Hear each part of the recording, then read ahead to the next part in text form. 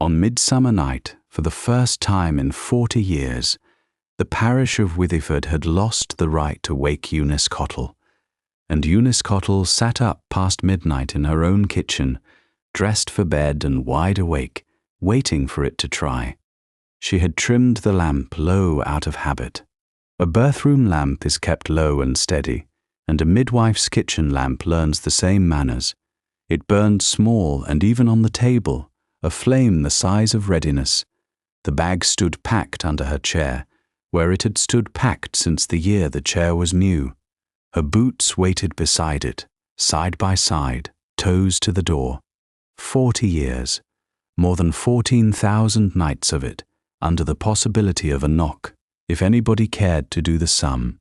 Eunice had done it once, on paper, and put the paper in the fire for vanity. Half the 100 had drawn first breath into her 2 hands. When a birth ended safe in Withyford, the sexton rang the church bell at first light. It was a short, bright peal, a custom older than the vicar. For 40 years that sound had meant her, as surely as if the bell had been taught her name. She had retired at the Midsummer quarter day. She had done it officially, at her own instance, in her own good time. The post went whole to a successor. She had trained herself, and would have chosen out of 1,000. All of that was right, and she had said so to everyone who asked. It was well arranged, she said to the empty kitchen, and I arranged it myself. And here she sat, at 1 in the morning, listening. She could read the dark by ear. It was the one skill she held over the doctor and the vicar both. Wind in the withies down by the ford, the smithy dog turning on his chain, an owl going over the tithe barn. No hooves, no wheels, no knock. What is a woman for, on the far side of her last night? 40 years had taught her an answer to every question a frightened room could put, and had left that one out. So she kept a vigil anyway. She was a soldier stood down at midnight, who could not remember, before morning came, how to be a civilian. Nobody came. That was the entire business of the night, and it took her until dawn to bear it. Near 4 o'clock, wheels came into the lane. Her body was up before her mind was. That is the plain truth of it. Eunice Cottle was out of the chair, bag in hand, boots half-laced. She was at the window with the curtain back before she had finished waking. 40 years rose in her like a well-sweep. Wheels at night had been a summons since before the smithy dog's grandsire was whelped. The wheels went by.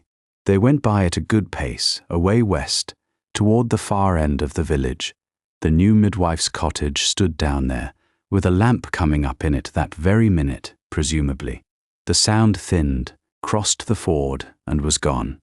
Eunice stood at her own window in her nightgown, with the bag riding in her hand, and went on standing there long after there was anything left to hear. Then she put the bag back under the chair and set the kettle on. She said the sense of it out loud, because a thing said out loud has to behave. Somebody's time has come, she told the kettle, and somebody has been sent for, and the somebody is Amity Goodhue, which is exactly what I arranged, and exactly as it should be. The kettle came to the boil, and that was the only answer in the room.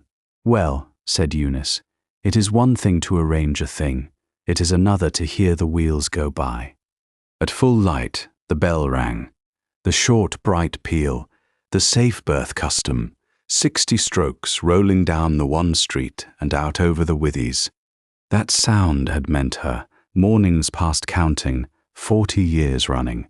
This morning it meant a young woman at the far end of the village who had done her first night's work alone and done it well.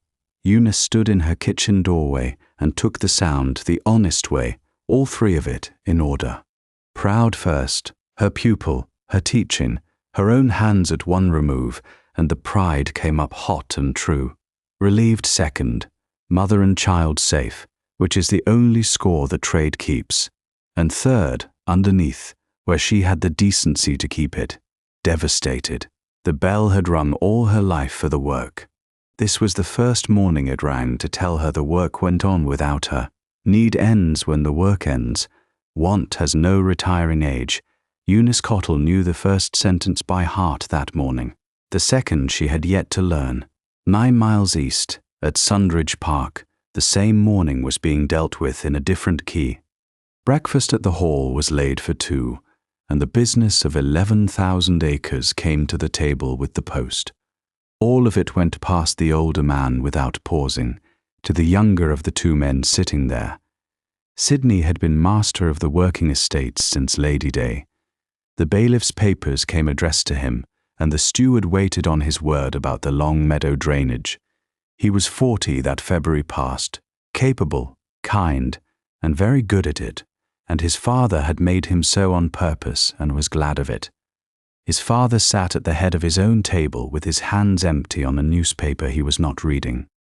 That was Ferdinand, Duke of Sundridge, 70 years old, broad through the shoulder still, silver and upright and beautifully shaved. Far off, small with distance from the Withyford side, a bell. "That will be the safe birth bell at Withyford," said the Duke to the window. "The midwife there retired at the Midsummer quarter day. So the bell this morning will be the new woman's, her first, I should think." Sidney looked up from the bailiff's papers with his coffee halfway to his mouth. "Father, how in the world do you come to know the retirement date of a village midwife 9 miles off?" The Duke of Sundridge folded the newspaper he had not read. He looked out of the window and gave his son a view of the back of his head. Sidney, who was a wise son, went back to the drainage. On a Thursday morning in July, at 10 o'clock, wheels came into Withyford again. The sun was full on the lane and the dew already off the hedges. This time the wheels slowed and stopped directly before Eunice Cottle's cottage. The horse blew and stamped, and the harness rang once and was still. She was out of the door with the bag in her hand before the gig had fully halted. Understand it plainly. She had been retired 11 days, and her body had agreed to none of it. Wheels that stopped were a summons. 40 years of summonses were in her legs and her grip before her mind got a word in. She came up her path at the working pace, with the bag half raised, cataloguing as she came. It was a daylight birth, come early or gone wrong, and somebody grand by the sound of the wheels. Her face, as she reached the lane, was asking one question only, and the question was, "Who is dying?" In the lane, in the full morning sun, a man was stepping down from the gig. He was tall, silver-haired and magnificent about it, dressed in claret and buff, with his hat already off and in his hand. Then he saw her, and the bag half raised, and the face above it. He stood quite still and lifted his empty hand, palm out gently, an unarmed hand, deliberately shown. Nothing is wrong. They stood in the sunshine, the 2 of them, with the bag between them. The horse cropped the verge. Somewhere up the lane, a door opened by half an inch. "Madam, I give you my word," said the man. "Nobody is ill, and nobody has sent for you." And Eunice Cottle stood in her own lane with her bag in her hand, and made the discovery of her 68th year. She had no idea what a caller could be for. "Then," she said, and stopped, and looked at him. "The gig, the coat, the hat in the hand at 10 o'clock in the morning. Your pardon, sir, I am at a loss. In this parish, a person who comes to me at speed is in trouble, and a person who comes to me slowly is selling something. I am the Duke of Sundridge," he said, "and that, madam, that you cannot conceive what a caller might be for, is why I have come." There was exactly one move the manners of the county allowed her, and she made it. She put him in Bevis's old chair and set the kettle on. He sat with the hat still in his hands, and she began to understand that the hat was doing for him what the bag did for her. It was something to hold while the ground was new. "I will say my errand and go," said the Duke. "I am 70. I have a son who runs my estates better than I ran them, a house in beautiful order, and a week with 7 mornings in it. I have had 4 years of learning what an empty morning is, and since Lady Day not even the estate papers interrupt it. And I have arrived at a proposal, a plain one, madam, the ghost of a smile. The other kind wants working up to. I should like to call on you, on Thursdays. at 10 o'clock, in daylight, with the parish looking on and welcome to look. To call for what purpose, your grace? There is the beauty of it, said the Duke. Not for remedies, not for my tenants, who have an excellent midwife of their own, not for anything I can be put to, or put you to. On Thursdays, at 10, for nothing. The kettle ticked on the hob. 40 years of callers stood in the doorway of her memory, and every one of them had wanted something, and every one was right to want it. And this big silver stranger sat in her dead husband's chair. He offered the one thing yet unasked and unoffered in her life, an arrival with empty hands. Yes, said Eunice. She said it mostly because in 67 years that was the first question anyone had ever asked her in that shape. That evening, with the cups washed, she thought to wonder about it. How did a duke 9 miles east come to know her name, and her cottage, and her lane? She put the question on the shelf beside the teapot. It would keep. The next Thursday, at 10 o'clock exactly, the gig came up the lane and stopped, and a moment later, somebody knocked at Eunice Cottle's door. She knew that knock for a new thing before she reached it. Thousands of urgent knocks had landed on that door in 40 years, and every one had come in the dark, at the run, with fear in its knuckles. A knock on that door hauled her out of bed into weather. This one came at 10 in the morning, in sunshine, unhurried, 2 taps. It was the first knock she could remember that wanted nothing from her but company. She stood a moment in her own passage with her hand flat on the door and let herself hear it. Then she opened it to a man with his hat in one hand and the other hand empty, and a report that the hay was nearly in. The second Thursday was at Sundridge Park, because turnabout is manners. The gig came for her, and she went armed. She came down her path carrying a basket with a cloth over it. In it were a bottle of raspberry cordial and a seed cake receipt copied fair for his cook. There was also a liniment of her own making, for the knee he favoured stepping down from the gig and believed she had missed. At the front steps the Duke of Sundridge handed her down and considered the basket, and said gravely, "And what is the fee today, madam?" "Raspberry cordial and a receipt for your cook." "I shall tell the lodge you have paid handsomely. Next Thursday the toll comes down." The toll stayed up. Every Thursday she paid it, and every Thursday he named it. "The fee, madam?" And the fee went into the couple's language and settled there, the first thing they owned together. He took the baskets in, because refusing them outright would have been a cruelty, and he was incapable of one, but his manner of receiving them said the rest without a word. He set each one aside gently and unopened, with his eyes staying on her. The basket was admitted. The basket was never the price of the door. By the third, Withyford had rebuilt its week around 10 o'clock. The county gave up decorum altogether, and old ladies timed the gig through the village like a mail coach, and were at their windows for it. The men she had delivered were grown and grey now, at the forge and the rope walk. They put down their tools when they heard the wheels, and not one of them could have told you why. Every syllable of the gossip was celebratory. The village had watched Eunice Cottle go out at midnight for 40 years. Watching somebody arrive for her, in daylight, was a parish holiday that came round weekly. One Thursday in August, she sat at her own table with the scissors, trimming the lamp wick while they talked. She cut it to its old height without thinking, low, small, steady. "The low lamp," said Ferdinand, watching her hands. "The trade's habit, I understand. A birthroom lamp is trimmed low, so the flame keeps steady and the shadows keep still." "That is exactly right," said Eunice, and looked at him with her head on one side. "You know a deal, your grace, about a trade you never followed." "I have a large acquaintance," said the Duke, and passed his cup, and she let it go by, and the morning went on. On Fridays, by a custom older than her retirement, Amity Goodhue came to Eunice's table.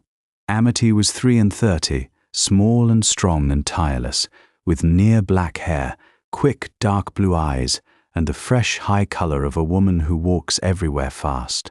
She was married to the wheelwright, and their 8-month-old slept in a rush basket between the two women's chairs. Her daughter was the last baby Eunice ever delivered. Both women knew it and handled the fact as what it was, a small treasure, taken out often and put away carefully.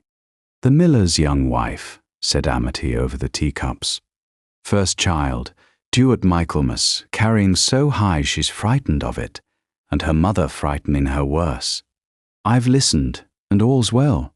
The child rides high in a tall woman, that's the length and breadth of it.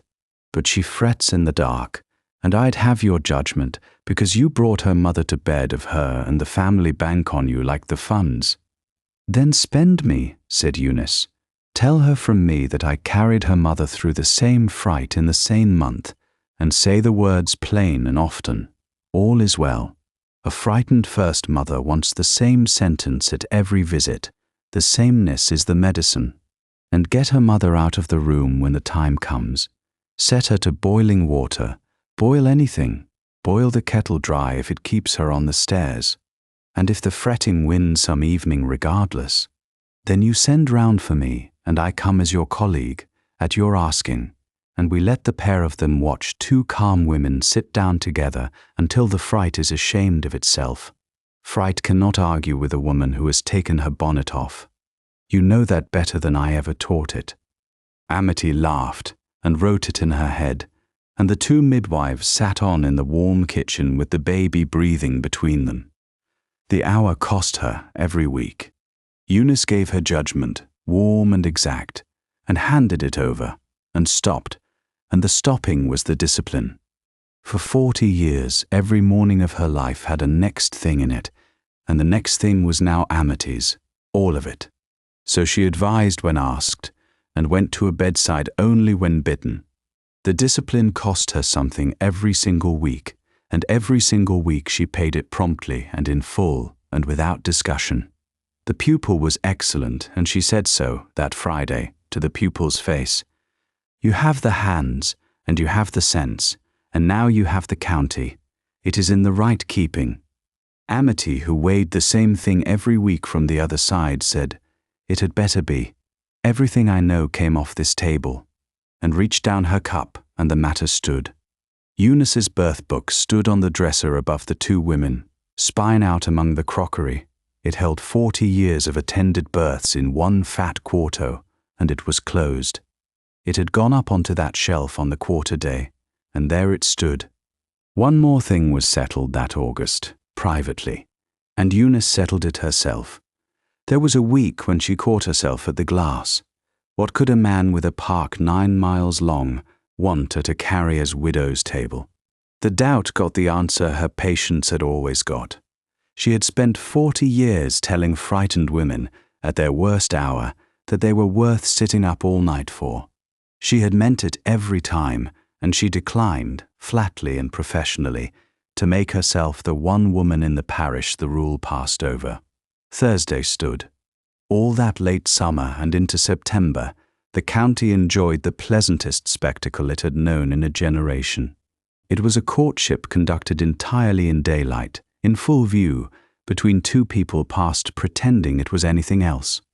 10 o'clock, said the sexton's wife at her window, Thursday upon Thursday, to whoever stood near. You could set the church clock by that man's horse, and her at the door in her good teal before the wheels have stopped, and the two of them talking before he's down off the step. I call it the best thing this parish has seen since the peace. The parish agreed with her at such volume that the vicar preached on charity in October, purely to rest his congregation's imagination for a week. At Sundridge, Sidney took to saying, "Give Mrs. Cottle my compliments," over Wednesday dinner, and meaning it. His father took to brushing his own coat on Wednesday nights. The valet reported it below stairs, and the household received it as glad tidings from the front. But the true business of those weeks ran underneath the spectacle. Thursday by Thursday. It was the gentlest war ever prosecuted in that county, and both combatants were perfectly courteous. She kept paying. That is the plain shape of it. Eunice Cottle had a code, and the code had kept her upright through 40 years and one widowhood. Nobody owed her anything, and she would die before she arrived anywhere empty-handed. So she smuggled worth into every visit. The cordial, the liniment, 3 sentences of advice on a scalded wrist, sent round the back to his cook, who had asked. A bolt of good nursery linen for a tenant family he had mentioned once in passing. She had heard him, and remembered, and it arrived at the estate office with a card and her compliments. So she was making herself useful to the establishment of a man who had asked her for the one thing yet unasked of her, to come as company and cost him her company only. And he refused the toll. He did not refuse the gifts. Those he took in, praised honestly, and used. Refusing the object would have wounded her, and he was a careful man who knew exactly where she kept her pride. What he refused, week upon week, was the meaning. She believed, somewhere below argument, that the gifts were her ticket. She believed a Thursday would come when the basket was light and the door, courteously, would close. He was laying siege to a fortress whose walls were built of gifts, and he did it the only way such walls come down. He stood outside them, visibly, gladly, week after week, wanting the woman and letting the walls alone. The talk, meanwhile, was the best either of them had had in years. She told him about Bevis. It came easily, one warm Thursday, the 2 of them outside her door with the last of the plums. Bevis Cottle was the carrier here 35 years, and my husband for the same, and I'll give you the whole of him in one fitting. He had an iron hook riveted to the near side of his cart, for my lantern, so that when they knocked us up at 2 in the morning, I could climb up beside him with both hands free. He drove me to 1,000 births in every weather this county owns. He slept on the cart while I worked, with his hat over his face, and drove me home to breakfast, and made the same joke every time. Another satisfied customer, Mrs. Cottle, for 35 years, and I laughed at it for 35 years, because he wanted me to, and it was 2 in the morning, and we were young, or we were 40. On that cart it was the same thing. She turned a plum in her fingers. He boasted of me in every tap-room within 4 parishes, till men bought him ale to make him stop, which he reckoned was boasting paid for. 6 years gone, I mourned him hard and I mourned him honest, and the grief settled where good grief settles, into being glad of every year I got. I am already fond of the hook, said the Duke. And he told her about Albinia, easily too, for he was 3 years further along the same road. Albinia had a genius for households the size of garrisons, 3 houses, 90 servants, and every soul of them hers to the last boot-boy. She was kind at scale, madam, which is rarer than kindness, and funny on a strict private ration, so that a man might wait 3 days for the remark and find it worth the wait. 36 years. When she died, I was of no use to anybody for a year, and then I was of some use, and now I am glad of her every day, and it costs me nothing to say so. I speak of her often, madam, and with the dates right. Then she had the best of it, said Eunice. 36 years of a man who speaks of her at 4 years' distance, with his voice level and his eyes warm. I have sat with a great many widowers, your grace, at the hardest hour there is, and I will tell you a professional secret. Most of them cannot do it at 4 months, let alone 4 years. She was a rich woman, your grace, and I don't mean the houses. He had begun to say something else, and stopped in the middle of it, and looked at her a long moment.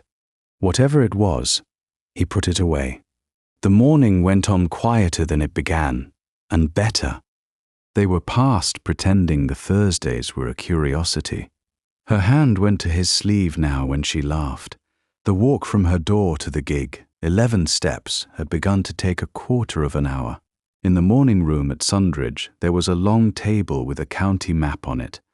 One wet Thursday they stood over it head to head, 2 silver crowns nearly touching. They traced roads to Medstone, to the coast, and to a bridge she had crossed at 19. Medstone Fair is Tuesday fortnight, said the Duke, with his finger on the road. A man might drive there in a morning. A man might. I have wanted to see that fair without a patient at the end of it since the year I came to this county. Then that is the first one, and home by the coast. And home by the coast, said Eunice. The two of them planned, in perfect seriousness, small journeys they felt not the least hurry to take. The planning was the pleasure, and both of them knew it. And still, every Thursday, the basket. The set piece of that autumn came on a low-skied Thursday in his morning room, unhurried, over the nap. She had brought the fee in as usual, and it stood on the side table with the cloth still over it. Then she had spent 10 minutes proposing to look at a housemaid's turned ankle before she went. She was in the house anyway, and the girl would be off her feet a week the sooner for it. The girl shall have the apothecary, said Ferdinand, at my expense this afternoon. Madam, put the county down a moment. She looked up from the map. He was watching her with the particular stillness he kept for the things he had practiced. I did not bring you here to improve the afternoon. Then why am I here? Because I prefer the afternoon when you are in it. Eunice Cottle had ordered frightened rooms calm for 40 years. She had an answer for every question the dark had ever put to her. Now she stood at the map table with her mouth open half an inch, and had no answer at all. In 67 years, nobody had ever put it that way round. Every soul who had ever preferred her company had preferred it for something. She looked at the cloth over the basket and at him. He let her look, then turned back to the map and gave her the mercy of going on with the morning. But the sentence went home with her in the gig, and it would be months before she understood everything it had started. It was the village's own idea, and it was born of pure love, and every hand that built it meant only honor. A retirement supper, the schoolroom borrowed, the long forms ranged, the good lamps promised from 4 households. A testimonial had been going round the parish since September, a great sheet of vellum. The vicar had ruled himself.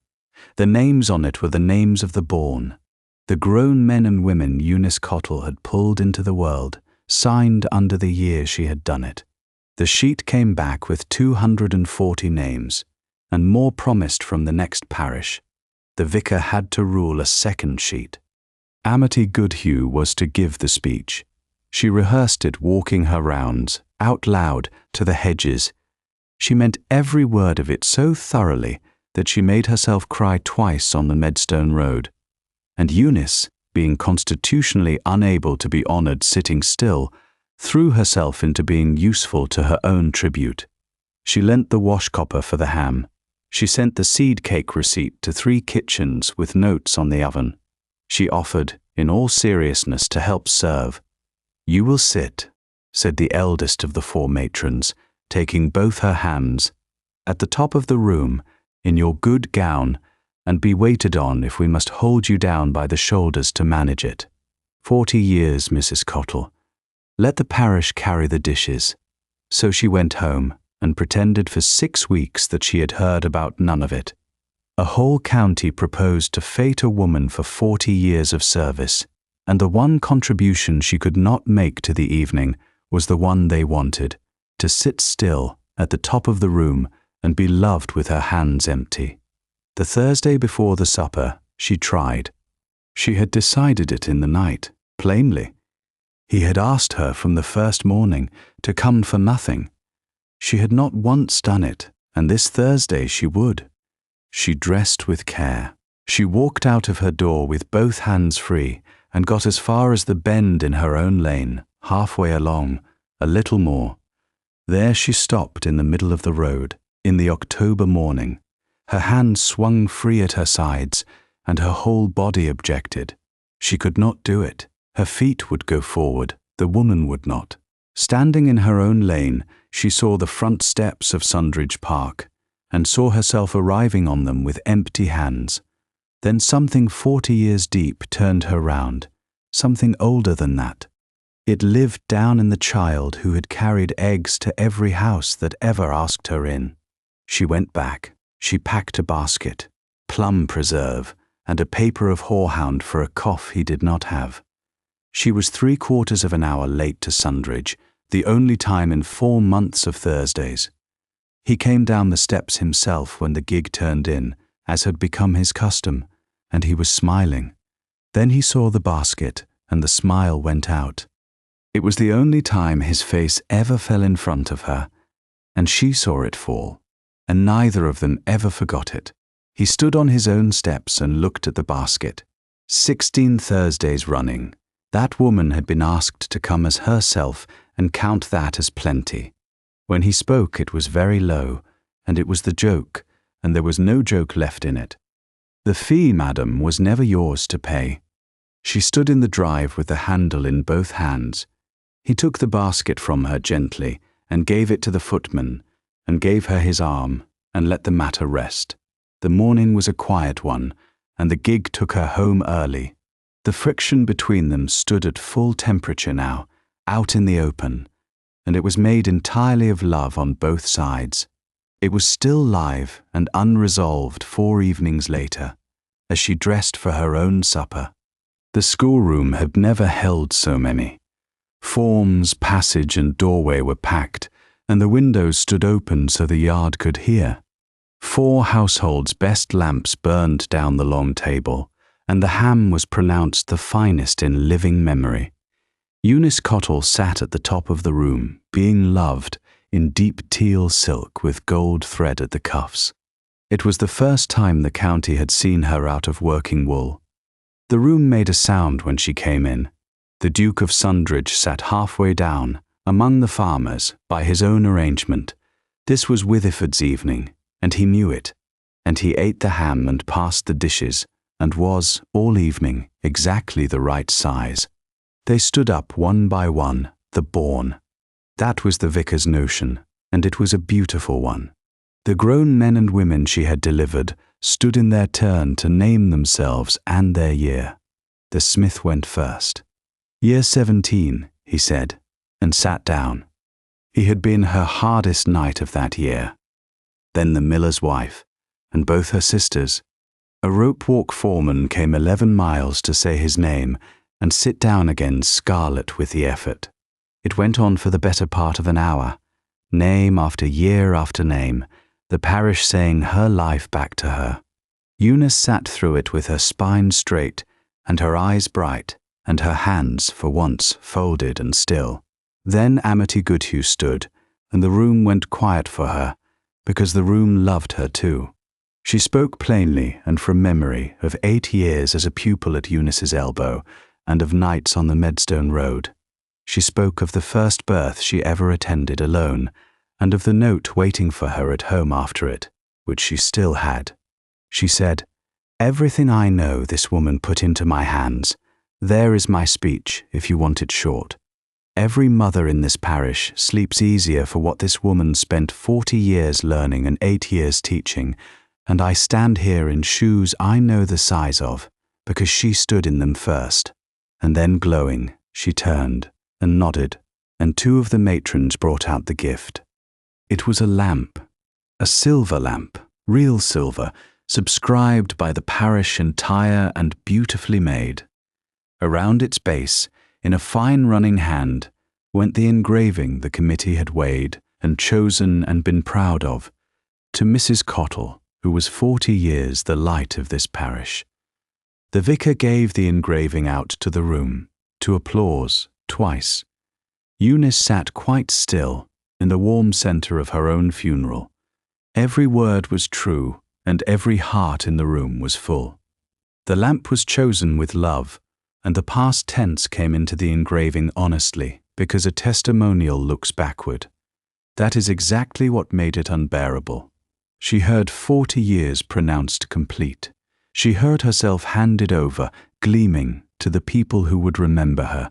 The light of this parish was, while her heart went on under the teal silk at its usual working pace, and she stood up. The room hushed for her gladly. They thought they were getting her thanks.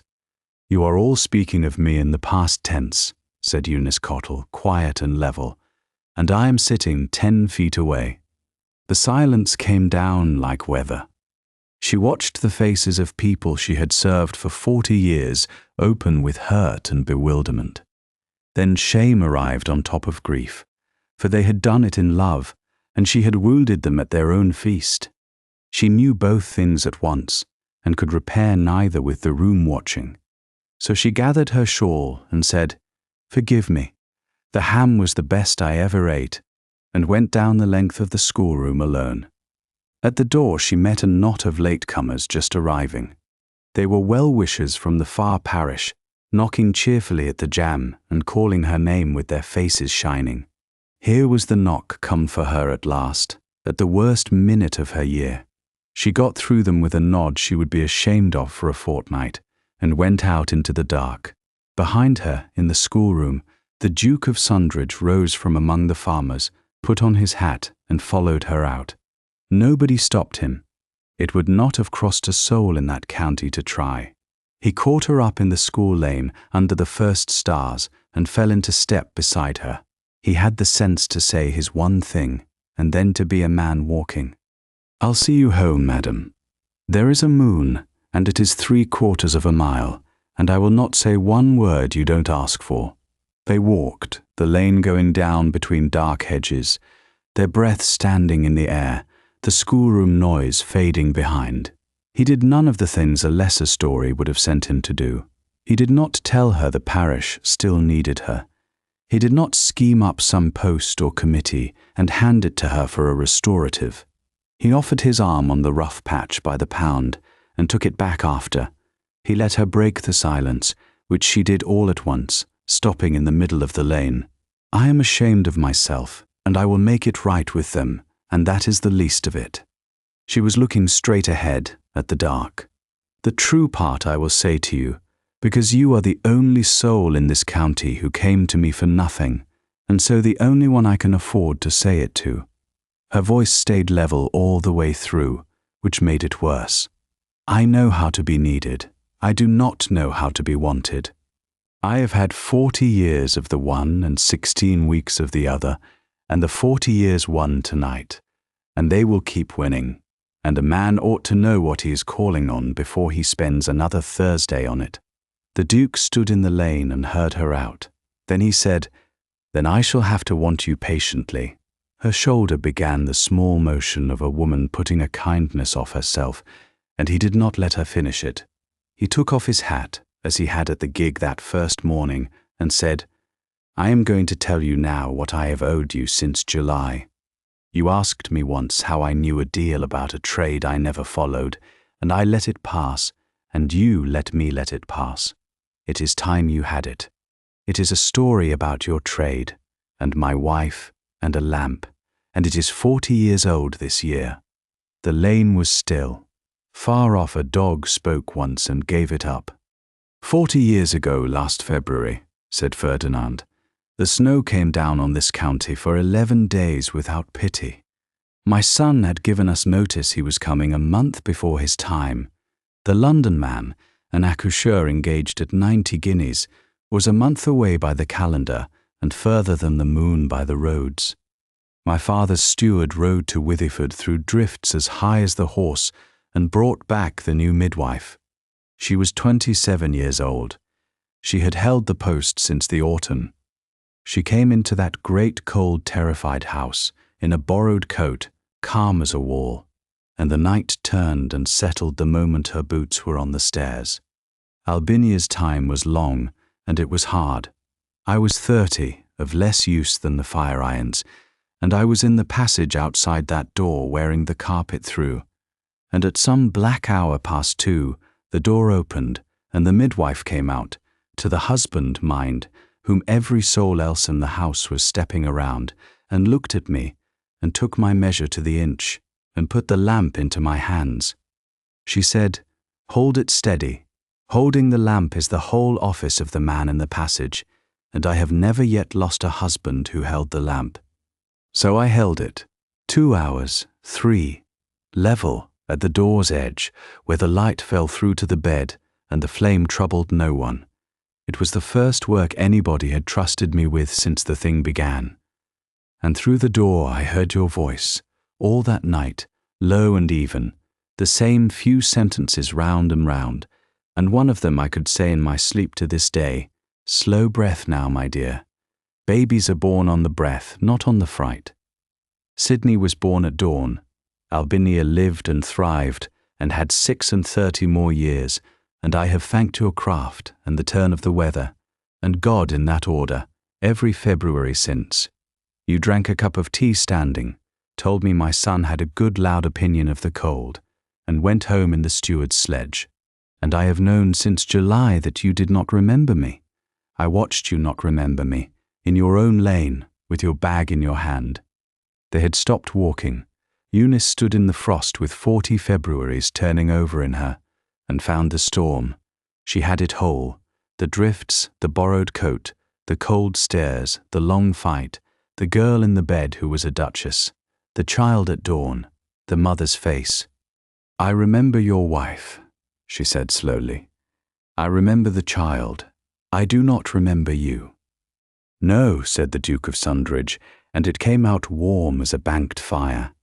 Nobody remembers the man who holds the lamp. I have had 40 years to think about why that is the finest thing anyone ever taught me.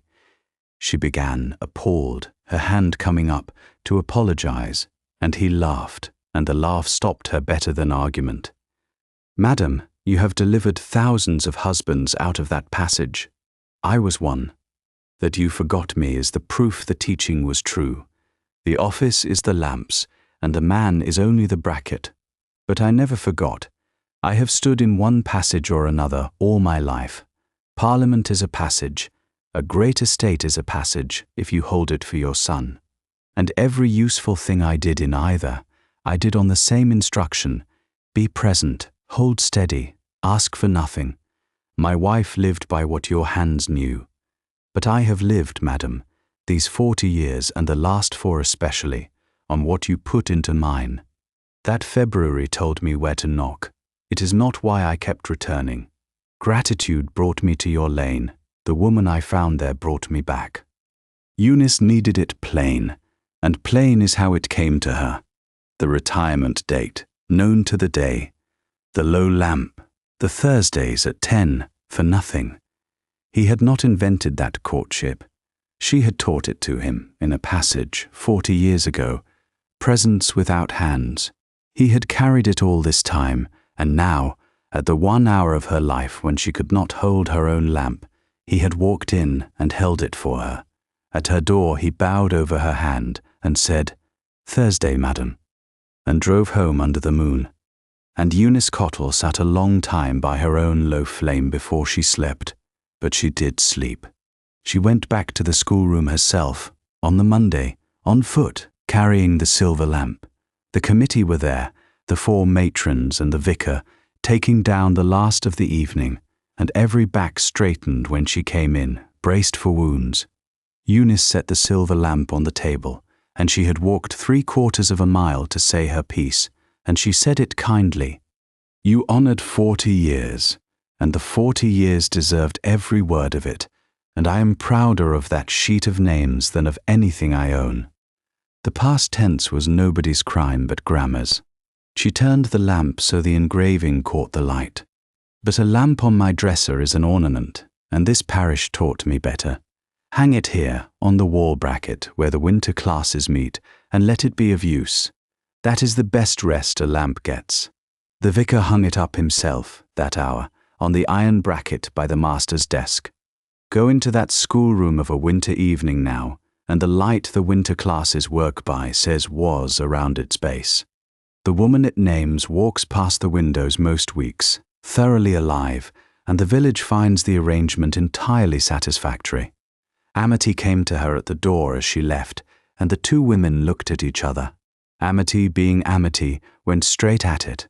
When you're ready, this winter, next winter, whenever it suits and only if it suits, I'd have you teach. My pupils, when I take them, there are things only you can give them. Not yet, said Eunice. Then not yet, said Amity, and nodded, and that was the whole negotiation, conducted and concluded between professionals.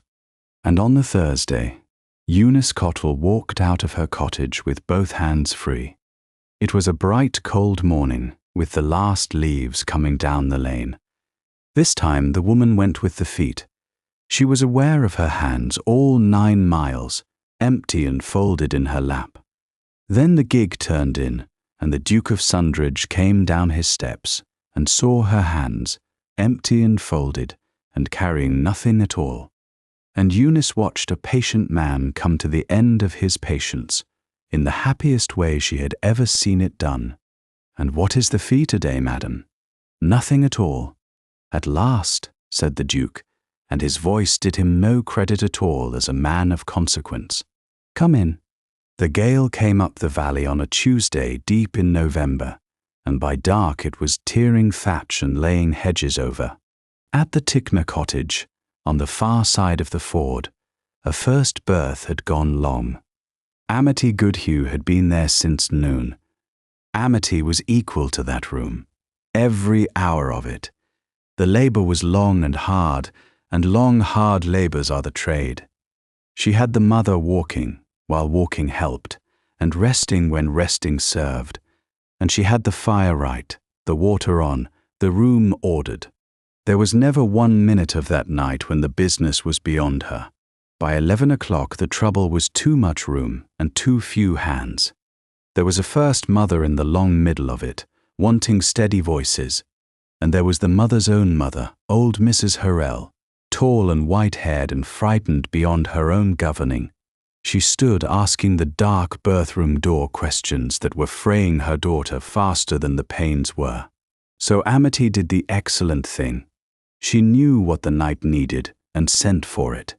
The direct road was down, so the wheelwright took the long clear road to Sundridge Park. The Duke's gig was the fastest thing on that side of the water, and the east lane through Sundridge curved back to Eunice's cottage above the ford. And so the knock came at Eunice Cottle's door at midnight. The old knock, the night knock, fear in its knuckles.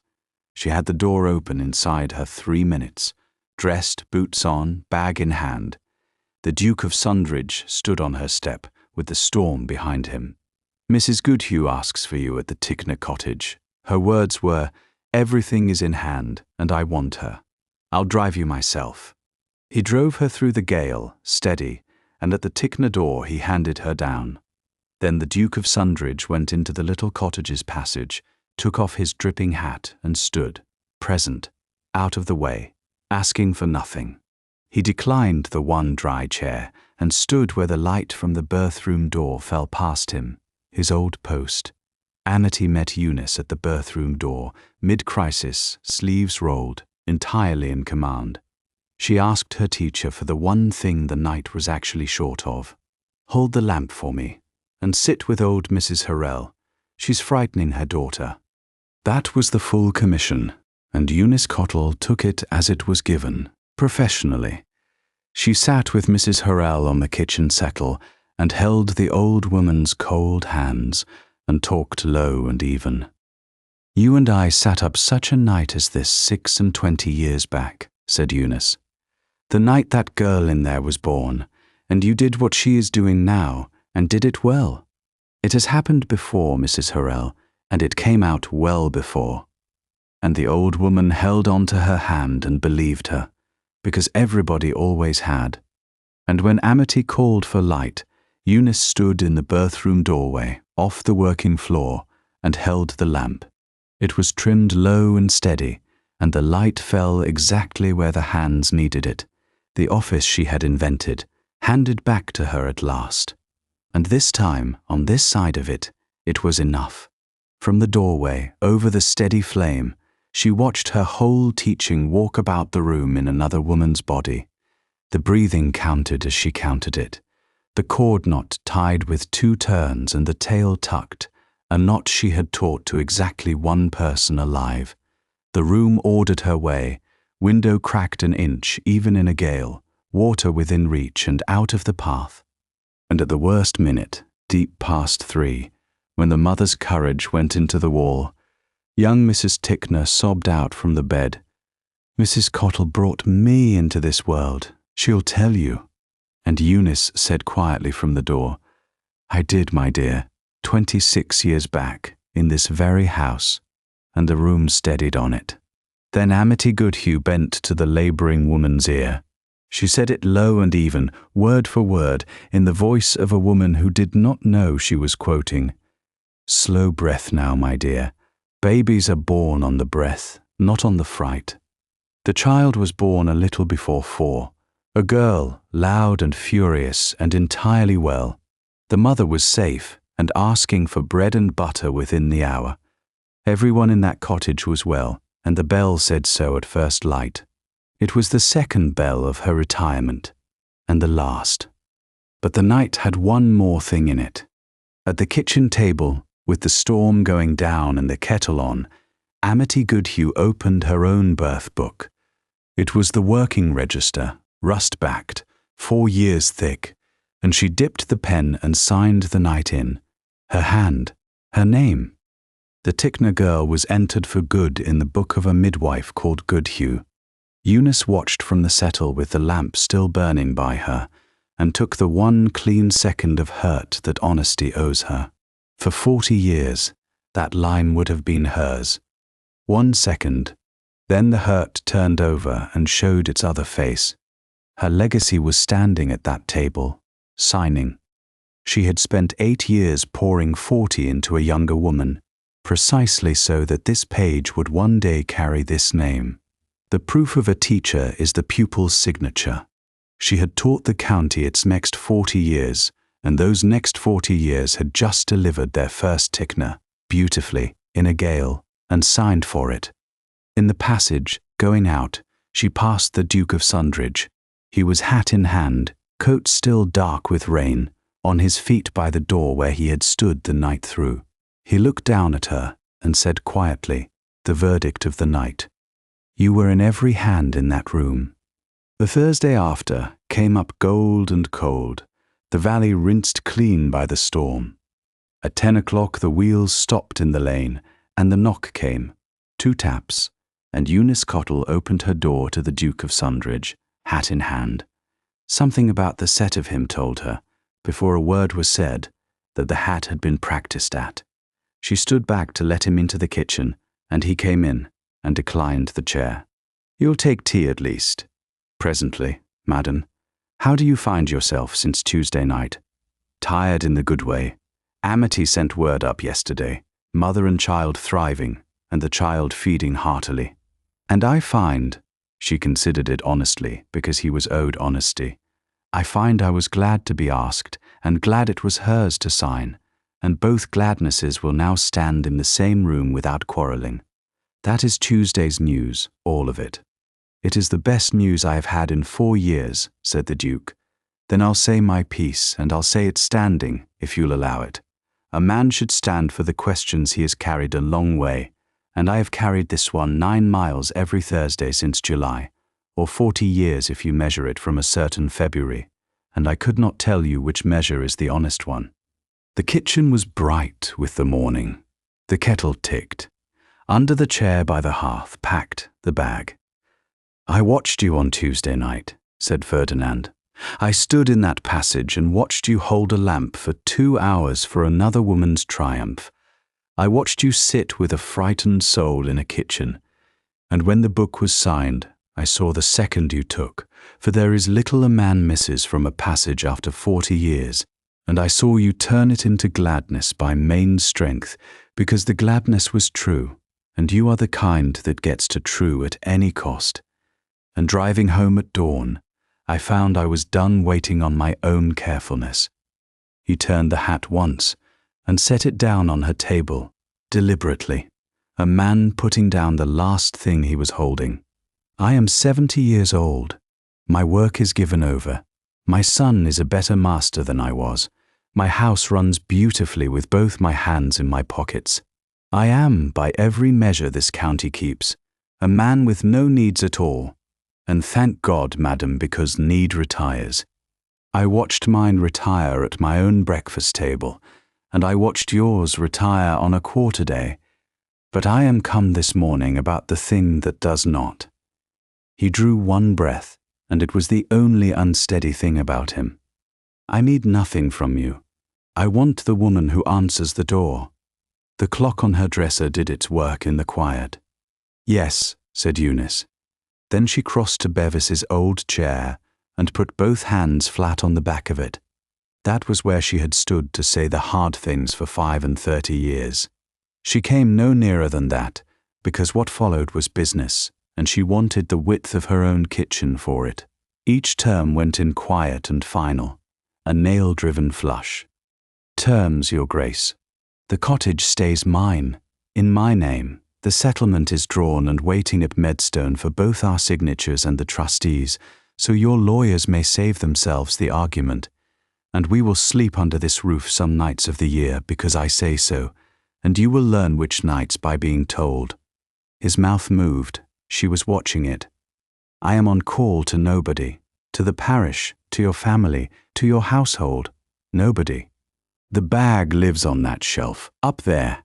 Mine to take down when I am invited, and nobody else's to assume. I teach when Amity Goodhue invites me, on my terms and hers, and otherwise never. I am nobody's unpaid nurse, Your Grace, and your household's least of all.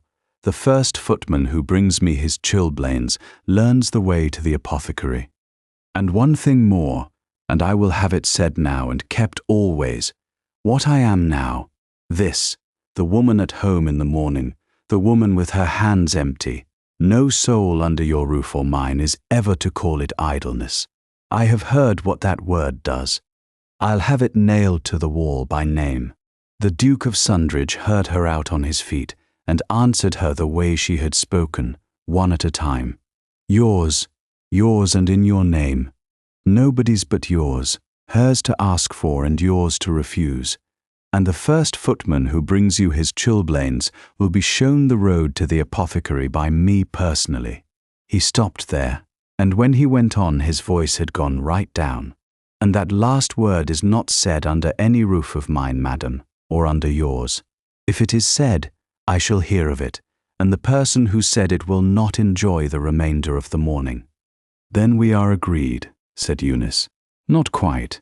I have a term of my own, and it is the only one I shall ever ask you for. Thursdays continue, married or not, madam, 10 o'clock in daylight, hats and manners. A man should keep the customs that saved his life." "Granted," said Eunice. And then the kitchen went quiet, because he had crossed it. He took her face in both hands, carefully, like a man handed a thing he has been told all his life was beyond his means.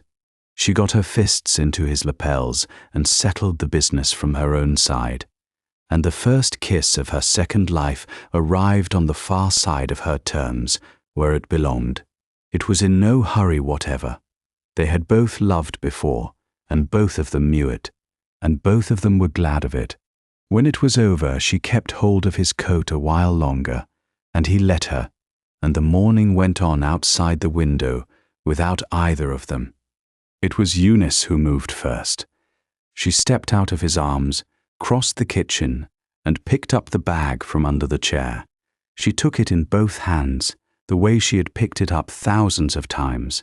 She set it on the dresser shelf, up high, and squared it there. Then she stood back a moment and looked at it. 40 years, shelved, in reach, and at rest. "There," she said, "hers to take down, mine to leave." "Madam," said the Duke, from the middle of her kitchen, "I have been present at 2 great deliveries in this parish, and that was the second. The banns were read at Withyford and Sundridge 3 Sundays running, and the Withyford church was fuller for each asking. On the 3rd Sunday the vicar read out, 'Ferdinand, Duke of Sundridge, widower, of Sundridge parish, and Eunice Cottle, widow, of this parish,' and then had to wait out an outbreak of parish joy before he could reach the collect. A fortnight before the wedding, Sidney drove over alone and set a small worn box open on her kitchen table. 'My mother's,' he said. 'There is no obligation in it whatever. Eunice did not touch it. Leave it with me till Thursday.' On the Thursday, she gave him his answer, with his father listening from Bevis's chair. 'I'll wear it and thank you. Beside my own band, mind, not instead of it, the pair of them on the one hand. I've no wish to stand where your mother stood, and she wanted no understudy. But a ring worn well for 36 years has a good character, and I never yet refused a thing freely given and honestly meant. It is mine now, and I have chosen where it goes. They were married in December, at Withyford, in the morning. The church was packed, pews, aisles and porch, with the bourne. 3 generations of Withyford in the neighbouring parishes had drawn their first breath into the bride's 2 hands. They all came, the smith, the miller's wife, the rope-walk foreman.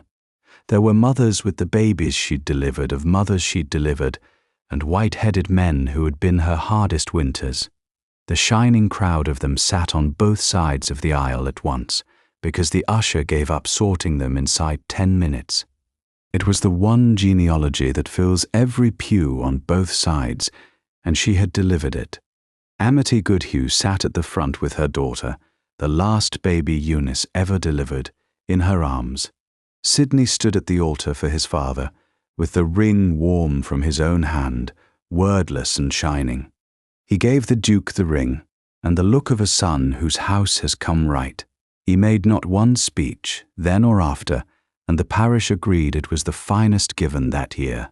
Eunice came up the aisle straight-backed, in deep teal silk with gold at the cuffs, her silver hair high and full. The Duke of Sundridge watched her the length of it with his rank clean forgotten.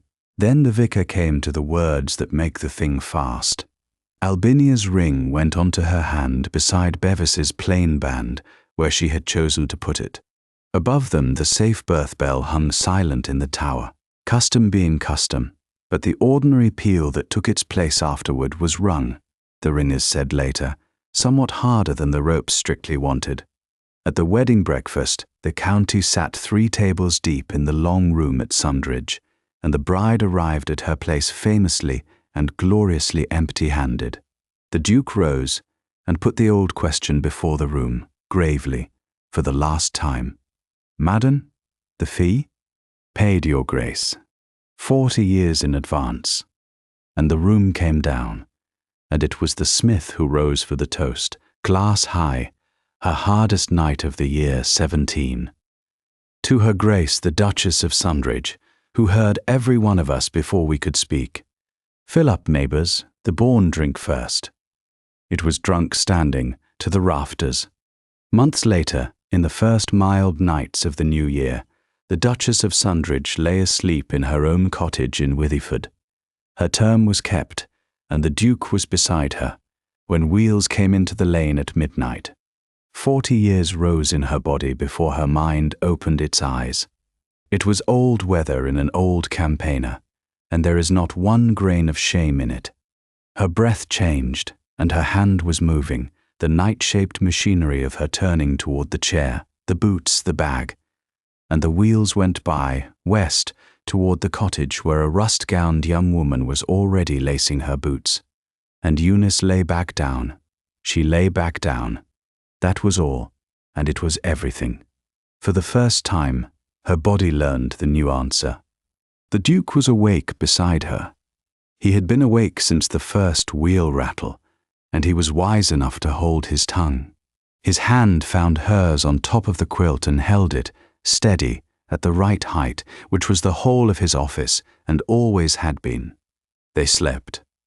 And at 10 o'clock that morning there came one knock at the cottage door. The Duchess of Sundridge opened it before the second could land, the old speed gone over entire to the new purpose.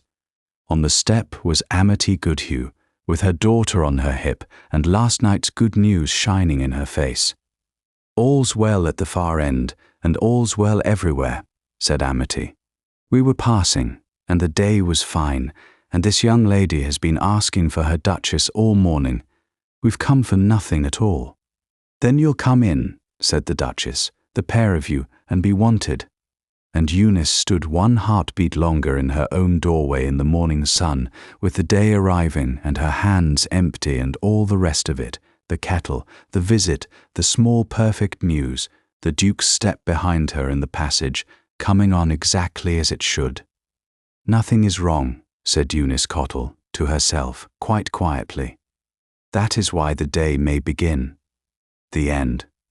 And that is the story of Eunice and Ferdinand, of a midwife who answered thousands of knocks in the dark, and of the Duke who came at 10 o'clock in the morning to ask for nothing at all, of a lamp put into a frightened man's hands 40 years before, and the 40 years he spent learning what it taught. The work has a last day, friends. The wanting does not. So tell us true, the midwife, the nurse, the one who always came when you knocked. Who was she in your family? What was her name? And if you've lived the first morning of a retirement yourself, tell us what got you up. We read every comment. If Eunice and Ferdinand warmed your morning, press the like button and subscribe so you don't miss the next story. Thank you for listening, and may there be a knock at your own door this week, at a civil hour, for nothing at all. Good day to you.